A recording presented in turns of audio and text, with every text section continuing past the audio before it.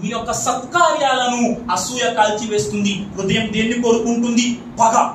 పగ తీర్చుకోవాలి, అవతల వ్యక్తిపై పగ తీర్చుకోవాలి. సుబ్హానల్లాహ్. మహాప్రవక్త సల్లల్లాహు అలైహి వసల్లం జీవితం చూడండి. ప్రవక్త వారి భార్య అమ్మ ఆయిషా సిద్దికా రదియల్లాహు తఆలా అన్హాపై నఊదు బిల్లాహి మిన్ జాలిక్ అబ్దుల్లా బిన్ ఉబై ఏం చేశాడు? అమ్మాపై వ్యభిచారపు నిందను మోపాడు. అల్లాహు అక్బర్. ఇఫ్క్ సంఘటన.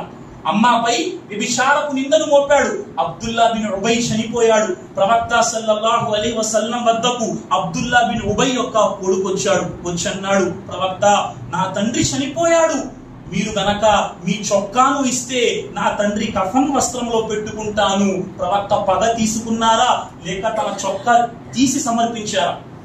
తన భార్యపై వ్యభిచారపు నిందను మోపిన అబ్దుల్లా బిన్ ఉబై చనిపోతే ప్రవక్త వారు పగ తీసుకోలేదు. మంచి పనైంది, వాడు చనిపోయాడు అని ప్రవక్త చెప్పలేదు.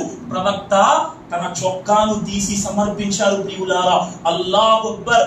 మన యొక్క ఆత్మ దేన్ని కోరుకుంటుంది? ఆత్మ కోపాన్ని కోరుకుంటుంది.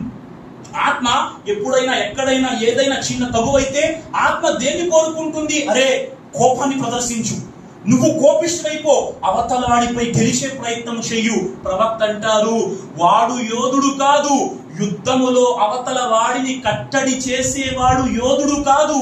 యోధుడు ఎవరండి? కోపములో తనను తాను కంట్రోల్ చేసుకున్నవాడే అసలైన యోధుడు. ఈరోజు ప్రపంచంలో అనేక కలహాలకు కారణం మనిషి కోపం. ప్రియులారా, అల్లాహు అక్బర్. మన కోపం ప్రపంచంలో అనేక కారణాలకు. చూడండి, ఎక్కడైనా ప్రపంచంలో పెద్ద పెద్ద కలహాల కారణం ఏంటి? కోపం. ప్రవక్త ఏమన్నారు? కోపములో యుద్ధములో ముష్టి యుద్ధము చేసి అవతల వాడిని ఓడించేవాడు యోధుడు కాదు. ఎవడండి యోధుడు? సుబ్హానల్లాహ్. తనను తాను కోప సమయంలో ఇందల్ గజబ్, కోపములో తనను తాను కంట్రోల్ చేసుకునేవాడే వాస్తవమైన యోధుడు. ప్రవక్త సల్లల్లాహు అలైహి వసల్లం అన్నారు. సుబ్హానల్లాహ్.